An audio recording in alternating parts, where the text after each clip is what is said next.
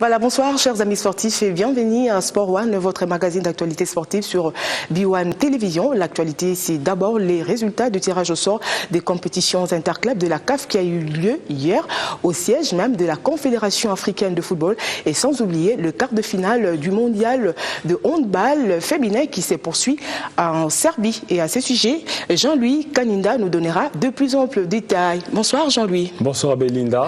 Voilà, un invité de marque sur ces plateaux. Et bonsoir, monsieur le secrétaire général au sport et loisirs, monsieur Barthélémy Okito. C'est avec lui que nous allons devoir commenter l'actualité sportive de ce soir. Bonsoir, monsieur le secrétaire général et bienvenue. Bonsoir, Belinda. Voilà. Je le disais tout à l'heure en handball, les quarts de finale du mondial de handball féminin, Serbie 2013 démarre demain avec les affiches Brésil-Hongrie, Danemark-Allemagne, Serbie-Norvège et France-Pologne. La République démocratique du Congo, vous le savez, a perdu ses matchs des classements devant respectivement la Chine et l'Argentine 22-23 et 31-19. La RDC reste tout de même classée 20e à l'issue du classement mondial. N'est-ce pas, Jean-Louis Kaninda? Oui, Belinda, comme vous venez de brosser toute la situation, mais c'est ça le problème, c'est-à-dire que la RDC qui est sortie un peu par la petite porte, parce qu'il faut l'avouer, 4 défaites en phase de poule, 1 victoire. On va récapituler. Première défaite contre la France, deuxième défaite contre le Monténégro, défaite contre la Corée du Sud, défaite contre les Pays-Bas. Et la République dominicaine a fait les frais parce que les Congolaises ont jeté leur dévolu sur les Dominicaines, donc de l'Amérique centrale, donc elles ont gagné par 23-22, c'était vraiment une extrémiste. Et puis les Congolaises ont eu droit au match de classement où elles ont rencontré la Chine d'abord. Et ensuite l'Argentine. L'Argentine ensuite. Contre la Chine, c'était aussi une extrémiste. 22-23. 22-23 que les Asiatiques se sont imposés. Et puis bon, le dernier match était contre l'Argentine. Donc à l'issue de ce mondial, puisque vous avez parlé des quarts de finale, il ne reste plus que 8 équipes qui seront classées. Et ces équipes-là donc feront aussi les frais du classement mondial. Mais disons que la RDC se classe comme 20e équipe au niveau mondial. Mais petite déception, c'est qu'on a enregistré beaucoup de défaites. Et vous, personnellement, vous attendiez à ce que la République démocratique du Congo fasse mieux à ces championnats nationaux? Championnat mondial? C'est relatif, oui et non, parce que oui, pourquoi? Parce que les juniors d'abord se sont bien comportés au Challenge Trophy au Mexique. Tout à fait. Elles ont été classées 2e vice-champion du monde. Vice-champion du monde, donc c'est la relève. Tout à fait. Oui, et puis on avait dit qu'on devait rappeler les Congolaises. Et aussi pour une première participation, oui, il fallait... pour une première participation à la Coupe du Monde. Quand je vois l'affiche des quarts de finale, ça me fait un peu frémir. Quand je vois des équipes comme le Brésil, la Hongrie, le Danemark, l'Allemagne qui sont souvent championnes d'Europe, la Serbie qui est organisatrice, tout à fait. Donc elle a la motivation du terrain et de son public, et puis la France et la Pologne qui sont des équipes aussi pas des petites équipes, parce que même j'ai suivi l'interview des joueuses françaises. Quand elles devaient jouer leur premier match contre les Congolaises, elles se méfiaient, elles ont dit que les Congolaises jouent avec le cœur. Et malgré cette victoire de la France sur la RDC, la France était un tout petit peu méfiante. Oui, méfiante. Ils ont dit que les Congolaises sont des joueuses qui jouent pour l'honneur de leur pays, défendre le drapeau. Donc, il faut dire que l'engagement, on n'avait pas pris l'adversaire à la légère. Voilà, merci beaucoup Jean-Louis Kaninda. Merci Belinda. En judo, la ville de Bukavu, vous le savez, abritera du 19 au 22 décembre prochain les championnats nationaux des judo. Confirmation faite par les présidents de la FENACOJI, Francis Bimwala. Monsieur le secrétaire général, n'est-ce pas une belle initiative pour cette fédération qui, à l'occasion de l'organisation de son championnat national, a pensé également venir en aide aux victimes de guerre de l'Est? Oui, très bonne chose. Moi, je crois qu'il faut encourager de telles initiatives. Je crois que nos frères de l'Est ont besoin de l'assistance de tout le monde. Donc, une très belle initiative du président de la FENACOJI. Donc, je crois que c'est très bien. C'est très bien, surtout qu'il est fait en partenariat avec une église. Une très bonne chose. Donc, moi, je crois qu'il faut l'encourager à le faire. C'est bon. Et puis, monsieur le secrétaire général, selon certaines indiscrétions, les ministères des Sports auraient intimé de l'ordre à cette fédération nationale des judo de n'organiser que son championnat national et non l'Assemblée générale extraordinaire élective qui était aussi prévue. Non, c'est-à-dire que conformément à la loi sportive et à l'article 24 de l'arrêté ministériel 044, dans les mesures d'application, quand une fédération est fait mandat, si la fédération n'a pas fait mandat, elle peut organiser ses assemblées générales ordinaires ou extraordinaires partout où elle veut. Mais quand vous êtes fait mandat comme la Fédération nationale congolaise de judo, absolument, elle doit organiser son assemblée générale extraordinaire élective au siège. Or, le siège de la fédération, c'est à Kinshasa. Donc, le ministre, ensemble avec le comité olympique congolais, nous avons responsabilisé le comité olympique congolais de manière à informer les 3 fédérations qui sont concernées par ces cas. Nous avons la fédération d'athlétisme, la fédération de judo et puis la fédération athlétisme, judo, boxe, ils ont déjà fait, hein, ils ont respecté, et les karatés, voilà. Les karatés, parce que là-bas, le président a démissionné. Et puis, il y a un autre aspect, un élément important que le ministre a demandé au comité olympique congolais, c'est de pouvoir d'abord harmoniser les vues de toutes les parties, parce que ce sont des fédérations qui nous présentent des images de division. Il faut absolument que le comité olympique commence par harmoniser les vues de toutes les parties. Après l'harmonisation des vues de toutes les parties, ils peuvent aller à l'Assemblée générale extraordinaire élective. Et cette fois-là, nous tenons à ce que... Donc il n'y a pas que la fédération de judo qui est visée. Pourquoi on doit viser une fédération de judo? Pourquoi? Parce que même elle-même, la fédération, elle vient de recevoir des nouveautés, des instructions de la fédération internationale. Parce que d'après ce que j'ai appris, le système va changer. On va voter 2 ou 3 personnes, le président, comme ça s'est fait à Brazzaville, comme ça s'est fait partout. Déjà sous d'autres cieux. D'autres cieux. Donc, nous avons demandé à cette fédération d'abord d'organiser une assemblée générale extraordinaire élective pour adapter ces textes aux dispositions de la loi. Aux nouvelles dispositions. Et aux nouvelles dispositions de la fédération internationale. Ensuite, elle peut organiser à Bukavu l'Assemblée générale ordinaire. Il n'y a pas de problème. Les championnats, tout ce qu'ils sont en train de faire là-bas en partenariat avec l'Église, c'est bon. Mais quant à l'Assemblée générale extraordinaire élective, ça doit se passer au siège. Donc à Kinshasa. Et sous les labels du comité olympique. Surtout le judo, parce que là, quand vous lisez l'article 2 de l'Union africaine de judo, de la Confédération africaine de judo, le comité olympique a sa place. C'est-à-dire que... Dans le mouvement sportif?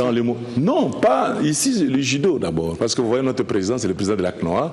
Il a fait mettre un article important au niveau de nos statuts, le statut de l'Union africaine de judo, où on dit que c'est le comité olympique qui choisit la fédération, qui doit reconnaître l'État. Ok, merci beaucoup. Donc, bref, moi je crois que c'est facile. Donc, bonne chance à la fédération, à Francis Bimola, bonne chance, parce que là, c'est quand même une très bonne chose. Les judo à Goma, les judo à Bukavu, c'est une très bonne chose. Merci CG, je vous retrouve tout à l'heure. En squash, le 2e Open international de squash s'est clôturé les vendredis derniers au Grand Hôtel Kinshasa. Chez le messier, Gola Soupa a remporté la finale face à Jolie Binga. Et en revanche, chez le dame, Clémentine s'est imposée en finale face à Nadia Paipai. La suite, elle est normale. Je vais encore améliorer le travail parce que prochainement, je ne sais pas qui je vais rencontrer. Et donc, je vais encore augmenter beaucoup d'efforts pour gagner, rester toujours numéro 1 de la RDC. C'est ça mon objectif. Match avec facilité. Il y a des joueurs qui sont Gola c'est ma casse naende moi mbala salaka parce que na préparé qui m'a dit ma casse na ngwe c'est qu'il a gagné. Donc na remercier pe ma sanangai joli abeti makasi quand même tema toko kana raté moko faut a gagner kaka ngana gagner c'est un plaisir pour moi. Oui, j'ai remarqué il y a beaucoup de joueurs. ils ont fait du progrès. Et je suis ravi parce que j'étais émotion parce qu'il y a d'autres joueurs, ils ont sorti comme ça, ils commencent à jouer très bien. Donc j'avais beaucoup de plaisir. J'ai pensé à d'autres qui vont jouer les finales, mais d'autres, moi je pensais à Bianco, mais maintenant c'est Joly qui va jouer les finales. Voilà, Monsieur Okito, une jeune formation, mais qui s'organise pas mal. Oui, une jeune fédération dirigée par un garçon que je considère très courageux. Simon Yoka. Oui, Simon Yoka, mais la bagarre que j'ai avec, je lui ai toujours demandé d'implanter cette discipline à travers la République démocratique du Congo. Parce que apparemment, ce sont les jeunes, hein, nous voyons les jeunes, c'est dans le cadre de l'académie des jeunes, et je lui ai demandé de nous transmettre un planning d'implantation de cette fédération. Mais sinon, il se bat, il se débrouille, je crois que c'est bon. Voilà, à la Ligue nationale de football, l'heure est donc au bilan de la manche allée du championnat de la Vodacom Premier League. Dans les groupes A, les derniers matchs se jouera les mercredis prochains au stade Toupissa Mazembe Anglebert de Lubumbashi et mettra aux prises les cercles sportifs Don Bosco à Saint-Éloi, Lupopo, et les 6 autres formations du groupe B ont déjà livré la totalité des leurs différentes rencontres. Et à présent, on va rapidement découvrir les tableaux partiels à l'issue de la manche allée du championnat de la Vodacom Premier League. Et comme vous l'avez constaté, Mazembe reste toujours leader du groupe A avec 19 points pour 7 matchs joués. La formation de Lupopo vient en 2e position, mais avec un match de retard avec 13 points. Don Bosco est 3e avec 10 points. Et donc, c'est demain, mercredi, au stade Toupissa Mazembe Anglebert que nous connaîtrons qui des Lupopo et de la formation des Don Bosco prendra la 2e ou restera en 3e position. Et au bas du tableau, comme vous l'avez constaté, Dauphin Noir est donc 7e avec 4 points et Makiso ferme la marche avec 3 points. Et dans les groupes A, comme vous le savez, la manche allée s'est clôturée le mercredi dernier avec 2 rencontres qui se sont jouées respectivement à Mbujimaï et à Kananga. L'association sportive et club de Kinshasa était tombée devant Sa Majesté Sangabalende 0-1 et les Daring Klemote Mapembe s'est incliné devant IS Tchinkoku 1-2. Dans chiffré tout simplement, nous sommes premiers avec 6 matchs gagnés et 1 match perdu. Donc c'est quand même une satisfaction parce qu'on voulait avoir la première place, c'est ce qui nous intéressait, pour pouvoir continuer ce championnat et terminer dans les 2 premières places. Donc pour l'instant on est à la première place, on n'a pas envie de la lâcher. L'objectif est pour l'instant atteint. Bien sûr, donc bravo à Sangabalende qui nous a battus. Ils ont livré un match très courageux, très solide. Ils ont montré beaucoup d'envie, un peu plus que nous, pour pouvoir remporter ce match. Parce que sur ce genre de terrain, souvent il n'y a même plus de tactique, il n'y a plus de technique. C'est surtout la volonté qui l'emporte. Donc ils en ont montré beaucoup plus que nous en première mi-temps. Bon, ils ont été aidés pour cela de leur public qui a été exceptionnel. Ensuite, ils ont marqué au bout de la 4e minute de jeu sur un penalty. Et ensuite, ils ont tenu le score. Malgré notre bonne volonté en seconde mi-temps et quelques opportunités, on n'a pas pu renverser la tendance. Donc, félicitations à Sangabalende qui nous remet la pression et qui nous permet justement avec cette défaite de ne pas nous endormir, mais de retravailler pour reprendre notre marche en avant. Avec 11 réalisations à l'issue de la manche allée, les hommes de Florent Ibenge raflent une cote moyenne aux statistiques générales. Et je ne suis pas inquiet parce que je vous rappelle quand même qu'on a joué sur 3 terrains très compliqués pour marquer des buts. À Tchinkoku, à Sangabalende et à Mungano. 3 terrains où il est complètement difficile de marquer des buts. On a perdu contre le dernier match pour preuve, le dernier match qu'on vient de faire contre Sangabalende. Sangabalende a marqué un but sur penalty, mais à côté de ça, Sangabalende n'a tiré qu'1 ou 2 fois au but, pas plus, et nous non plus. Donc on a eu une possibilité, l'arbitre aurait pu siffler aussi un penalty pour nous, mais on ne s'est pas créé beaucoup d'occasions. Donc ce sont des terrains qui ne vous permettent pas de vous créer des occasions. Donc à Mungano c'est pareil, et à Tchinkoku. Et encore, je reviens sur Tchinkoku, parce qu'à Tchinkoku, on a marqué 6 buts valables. L'arbitre n'en a accordé que 3. Je dis bien valable parce que lui-même s'est permis de dire qu'il a annulé 3 buts pour une paix sociale. Sinon, ça allait faire des histoires. Donc, on a été capable de marquer 6 buts. Donc, si vous rajoutez ces 6 buts-là, vous voyez qu'on a quand même marqué beaucoup de buts. Pour à nous-mêmes, au vu de notre prestation et les statistiques qui donnent 3 défaites sur 7 matchs, 2 défaites sur le terrain et 1 défaite sur le tapis vert. Et 11 buts marqués contre 7 encaissés. Donc je veux dire d'emblée que la prestation est moyenne. Et les raisons, peut-être c'est les plus importantes. Nous sommes une équipe en reconstruction. Et on a fait un mixage de joueurs, des anciens joueurs et des jeunes qui viennent d'arriver. Et donc nous avions eu du mal, nous avons encore un peu du mal jusque-là à trouver la cohésion dans les jeux, une dynamique sur le plan offensif et puis la coordination. Et sur le plan tactique, il y a eu une nette évolution au fil des matchs. On a vu comment nous étions fébriles pour ce qui est, par exemple, du dernier match qu'on a joué à Kananga. Et le terrain a posé énormément de problèmes. C'est vrai que les terrains, tous les joueurs étaient sur le même terrain, mais l'avantage qu'ont les joueurs qui viennent de province, lorsqu'ils viennent jouer ici, c'est que le terrain est très favorable. Donc ces équipes-là ont tendance à mieux jouer que nous ici, parce que la relation joueur-ballon est favorisée par la qualité du terrain. C'est pour ça que dans les palais monde, on fait des sortes qu'on fasse prester les joueurs sur de bons terrains. Voilà, et toujours dans les groupes B, comme vous le savez, l'association sportive V-Club caracole toujours en tête avec 18 points, suivi de Saint-Majesté Sangabalende deuxième avec 16 points. Lubumbashi Sport vient en 3e position avec 13 points, suivi du Daring Club Motema Pembe qui termine en 4e position avec 12 points. Et au bas du tableau, Mungano termine en 7e position avec 5 points. Et Roger Lou ferme la marche avec 1 point. À présent, chers amis sportifs, nous allons donc vous proposer l'interview que nous a accordé le président de la Ligue nationale de football, M. Simon Kayoyo, qui s'est dit tout de même satisfait du bon déroulement de la manche allée du championnat de la Vodacom Premier League. Nous pouvons dire que globalement, jusque-là, ça va. Ça va parce que pratiquement tous les matchs se sont joués, à part les quelques matchs qui ont été remis, pour des raisons tout à fait évidentes, et que nous sommes en train de faire jouer justement pour qu'on puisse vraiment clôturer la phase allée. À ce stade, oui, nous sommes satisfaits.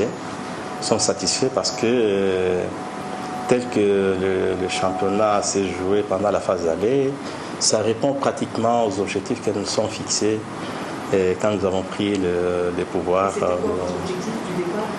C'était de faire jouer le match conformément au texte qui régisse le football à RDC. Et les niveaux des équipes engagées dans cette compétition, comment vous les avez vus? Il y a des équipes qui sont fortes, relativement fortes. Il y a des équipes qui sont vraiment faibles.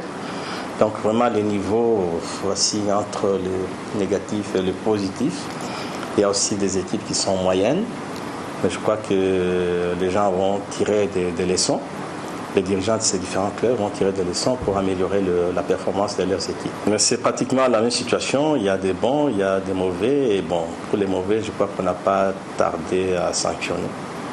Et nous allons essayer de travailler aussi dans le sens de renforcer les capacités avec les concours de la fédération, bien sûr. Le public, bon, on a eu à déplorer certaines situations, c'est vrai, mais globalement, ça marchait. Ça marchait à part les quelques cas que nous avons vraiment déplorés, pour lesquels on est intervenu conformément au texte. C'est vrai, il y a tous ces problèmes qui se posent, et comme nous travaillons de façon collégiale, les comités travaillent collégialement, donc nous allons siéger d'ici là pour d'abord faire l'évaluation de la phase allée, tirer des leçons, on va voir les points forts, les points faibles. Et puis après, on va envisager la phase retour à partir des leçons qu'on aura tirées. Simon Kayoyo a également relevé quelques difficultés majeures rencontrées dans l'organisation de ce championnat. La difficulté majeure, c'est toujours le problème de ressources, de moyens financiers. que ce soit pour la Linafoot, que ce soit pour les clubs. Hein. Je crois qu'il y a eu beaucoup de petits problèmes par rapport à cette donne, mais sinon pour le reste, on a su quand même surmonter les difficultés. Oui, il y a des gouvernements provinciaux qui sont impliqués dans l'organisation de ces championnats avec les déplacements des clubs. Il y en a d'autres qui hésitent encore, qui les font timidement, mais nous estimons qu'il faudra vraiment que tout le monde s'implique parce que c'est l'encadrement de la jeunesse qui compte. Alors, monsieur le secrétaire général, quel regard portez-vous sur l'organisation du championnat national en République démocratique du Congo? Bon, c'est expérimental. Je crois qu'il faut continuer à observer. Sinon, cette année, ils tiennent très bon, hein, les comités, c'est bon, les comités CAEO. Il y a pas mal de problèmes. À part le problème d'arbitrage. Qui continue à persister. Ouais, qui continue à persister. Moi, je crois qu'il faut qu'ils continuent aussi à sanctionner les arbitres. Mais il ne faut pas seulement sanctionner, il faut organiser, il faut renforcer les capacités. Il y a ces problèmes aussi, hein, parce que peut-être on croira qu'il y a la corruption, ça peut arriver aussi à un problème d'ignorance. Hein. Donc il faut en même temps qu'on sanctionne, en même temps on renforce les capacités. Mais ça pose aussi un sérieux problème d'infrastructure hein, dans notre pays, monsieur le secrétaire général. Effectivement, c'est un problème réel. Vous avez suivi, il y a des entraîneurs, j'ai suivi des entraîneurs. Tour à tour, Florent Ibenge et Médard Loussa du Sud. Normalement, conformément au plan d'action que nous avons, très rapidement, il faudra qu'on réhabilite au moins un stade dans chaque chef-lieu de province. Mais vous savez, les problèmes sont immenses hein, dans le pays. Personnellement, je crois qu'il faudra se comporter comme le gouverneur Mbadou et Katumbi. Le gouverneur Mbadou qui nous a consultés et nous avons réglé les problèmes de la réhabilitation d'au moins 5 stades. Les stades Sokol, le stade de Boma, le stade d'Amare et Lumumba de Matadi, le stade Kitemoko dont nous demandons ici qu'on puisse débloquer rapidement ces dossiers et les stades de Kassangoulou. Le gouverneur a acheté déjà avec le fonds du gouvernement provincial au moins 100 000 sièges et au moins 5 ou 6 terrains synthétiques. C'est sur fonds propres du gouvernorat ou bien ils ont réussi un coup de pouce du gouvernement? D'abord le fonds propre du gouvernorat, mais le Premier ministre a remis, vous avez vu, un chèque d'1 milliard pour la réhabilitation. Ça dit que aide-toi, le ciel t'aidera. Voilà. Donc, c'est de cela qu'il s'agit. Donc, même le gouverneur Katumbi actuellement, il y a 10 stades, il y aura des terrains de la pelouse synthétique. Et puis dernièrement, monsieur le secrétaire général, vous aviez annoncé la fermeture du stade de Martyr et celui de Tata Raphaël. C'est toujours dans le même ordre d'idées ou... Non, c'est-à-dire que le problème c'est quoi? Vous savez, ce problème de fermeture des stades, ça devient un problème. J'ai remarqué que ça devient un problème. C'est-à-dire que le chef de l'État a toujours pensé le bonheur de la population sportive congolaise par l'organisation au moins d'une Coupe d'Afrique. Parce que nous avons été champions en 68, nous avons été champions en 1914. Ouais. La première édition de Chan, c'est la RDC qui l'avait gagnée. Alors, pourquoi ne pas organiser qu'on voit les Droba ici au Congo? C'est normal, non?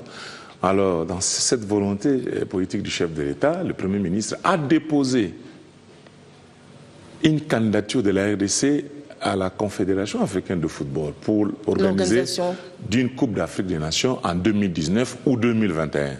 C'est d'abord en 2000... non, comme condition pour obtenir, à partir de 2014 bien sûr, et pour organiser une CAN, la CAF a renforcé les conditions, il faut organiser une CAN junior. De moins de 23 ans. Et le même Premier ministre a encore écrit, déposé la candidature de la RDC pour le championnat d'Afrique de moins de 23 ans. C'est ainsi que la Confédération africaine, dans l'une de ses séances extraordinaires, a octroyé. Donc il n'y a plus à négocier. Nous avons acquis l'organisation de la CAN de moins de 23 ans. De moins de 23 en 2015. Entre juillet, août, septembre, on va discuter. Mais c'est dans cette optique que les travaux... voilà, j'en arrive. C'est pour cela que dans les cahiers des charges de la Confédération africaine de football, il faut apprêter au moins 6 terrains. 6 stades. 6 stades, voilà. Bon, j'utilise le mot 6 stades. Donc, alors, nous avons choisi les stades de Martyrs, les stades Tata Raphaël et les stades de 24 novembre. Nous avons privilégié réhabiliter les stades de l'État. À Lubumbashi, nous avons privilégié les stades Kibasa Maliba, les stades de Lupopo, et il y a les stades Mazembe. Nous avons demandé au président Moïse qui va nous donner ces conditions. Alors, il y aura un stade où vont se jouer les rencontres et 2 stades pour les entraînements des équipes. Il y aura 4 cadres à chaque site. Alors, c'est pour cela que, et puis, nous avons eu la chance d'avoir aussi au même moment un don de la Chine. La Chine a pensé réhabiliter tous ces stades là où ils ont construit les stades en Afrique et au monde. C'est ainsi que la Chine a libéré 13 millions de dollars, 72 millions de yuan en dotation. Bon, bien sûr, nous, on n'était pas là. Et beaucoup de gens croient. Quelqu'un m'a dit, mais mon cher, tu deviens très riche avec 13 millions de dollars. Non, moi, je n'ai pas vu ces 13 millions. D'ailleurs, le marché s'est fait en Chine. Et c'est une société Pan-China qui a gagné ce marché.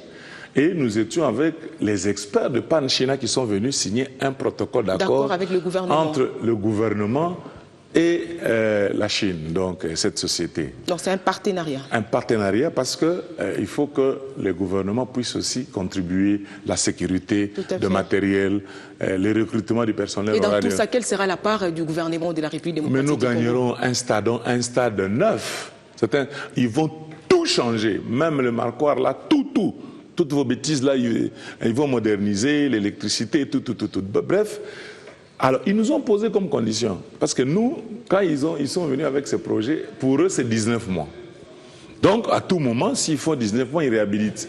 Mais nous avons un championnat d'Afrique de moins de 23 ans. Et nous avons parlé avec eux, ils ont dit, si vous voulez que nous puissions vous remettre ce terrain au mois d'avril, fermez les stades. À partir du 20, vous fermez et vous mettez ce stade à notre disposition. Donc, nous devons, normalement, 13 millions de gratuits et nous allons organiser le championnat d'Afrique. Donc, nous disons, voilà, une bonne chance. Nous avons demandé... Nous sautons sur l'occasion pour fermer ces stades. Bon, ici, je constate que les gens ne veulent pas comprendre ça. Ils disent, mais 20 clubs jouent en la Linafoot. Va se jouer où et comment? Alors, nous disons, si c'est comme ça, on n'organise pas les championnats d'Afrique. Qu'on continue avec la Linafoot. Il faut penser aussi à un championnat national qui se joue déjà au pays. C'est ce que je dis. Il faut pas aimer quelque chose et son contraire. Si vous voulez organiser les championnats d'Afrique en République démocratique du Congo, je vous dis, des pays comme le Congo-Brazzaville et le Rwanda ont déjà organisé les championnats juniors.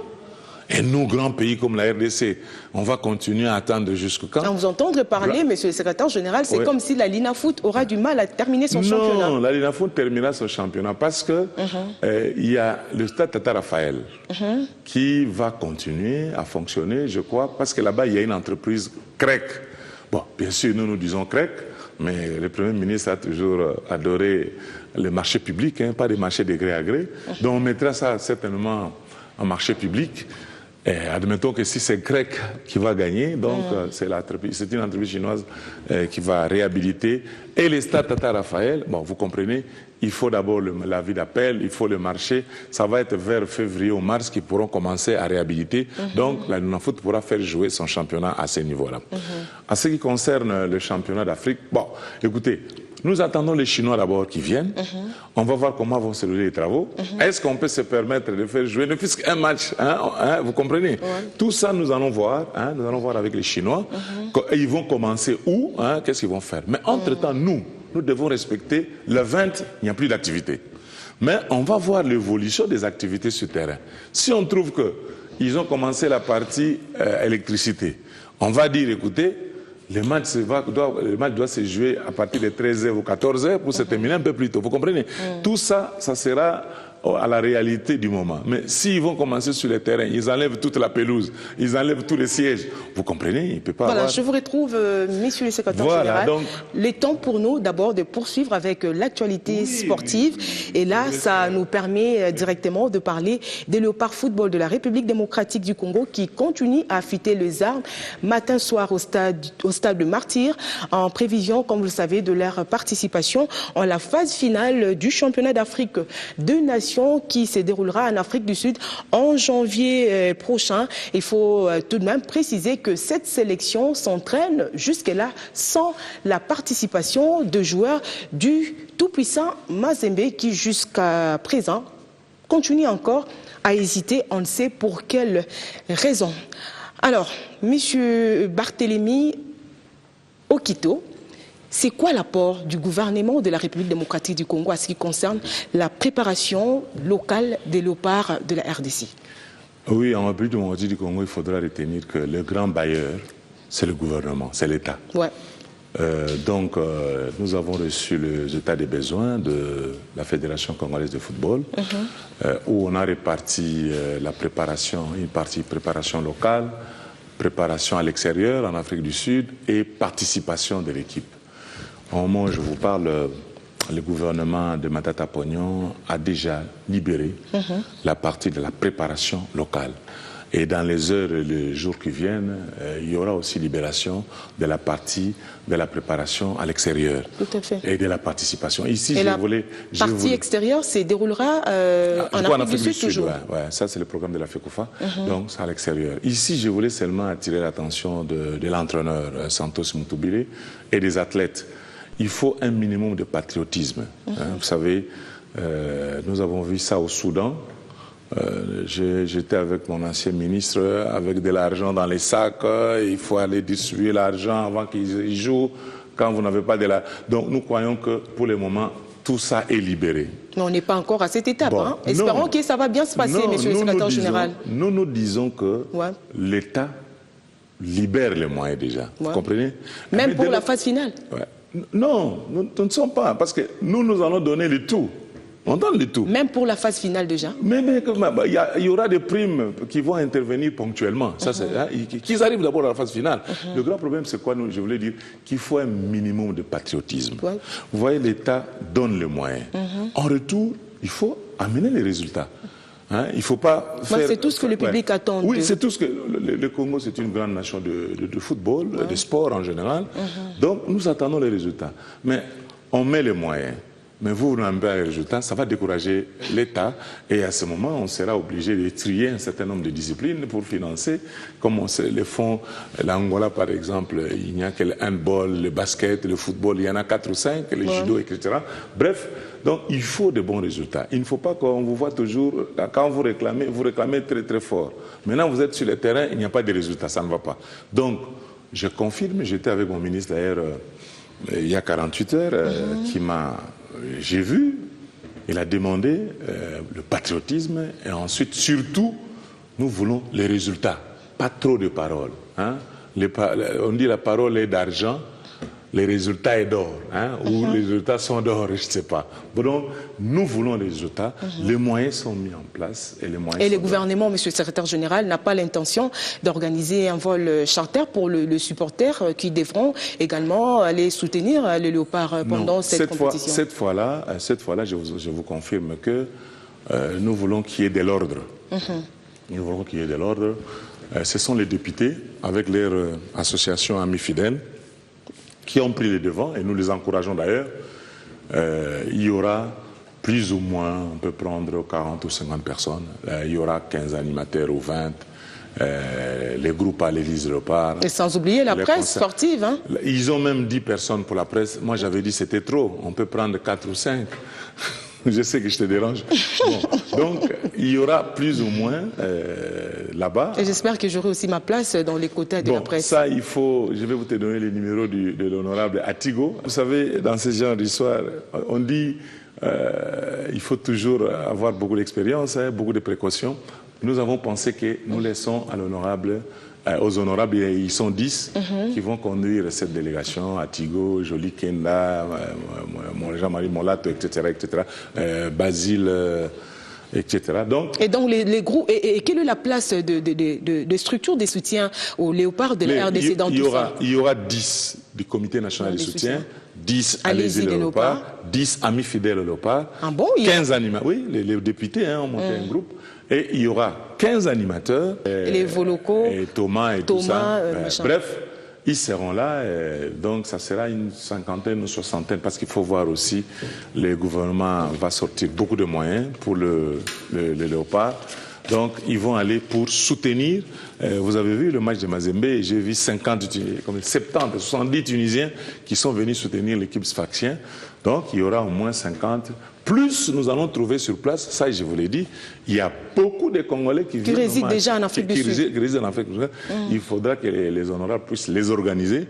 Et cette fois-ci, nous allons prendre toutes les précautions pour que nos amis... Tout se passe dans l'ordre. Dans l'ordre, nous allons harmoniser avec nos amis, surtout que nous sommes, maintenant c'est la période de la cohésion nationale, nous croyons que nous allons harmoniser avec nos frères qui sont en Afrique du Sud, et je crois que tout dépend actuellement de Santos et ses athlètes. Ok, voilà. Merci, monsieur le secrétaire général, pour toutes ces précisions. Le temps pour nous de poursuivre cette émission avec les tirages au sort de la Confédération africaine de football qui a eu lieu hier. Et vous le savez déjà aussi bien que moi que l'association sportive V-Club sera face à Kano Pilar du Nigeria en préliminaire de la Ligue de champions de la CAF. Les tout-puissants Mazembe débutera en 16e de finale face au vainqueur de la confrontation qui mettra aux prises à Kongui de la Guinée et Astre de Douala du Cameroun.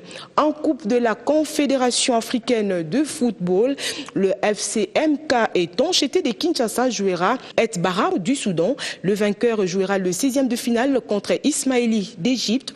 Le CES Don Bosco croisera Victoria de l'Ouganda en préliminaire. Les gagnants de l'étape jouera le 16e de finale contre l'Athletic Club Djoliba du Mali. Les rencontres débuteront en premier week-end du mois de février 2014, alors que les matchs retour interviendront pratiquement une semaine après. Page internationale à présent, tirage au sort explosif entre deux grosses affiches. Arsenal Football Club contre Bayern Munich en 8e de finale de la Ligue des champions de l'UEFA. Et Manchester City sera face au FC Barcelone. Match à suivre à partir du mois d'avril prochain.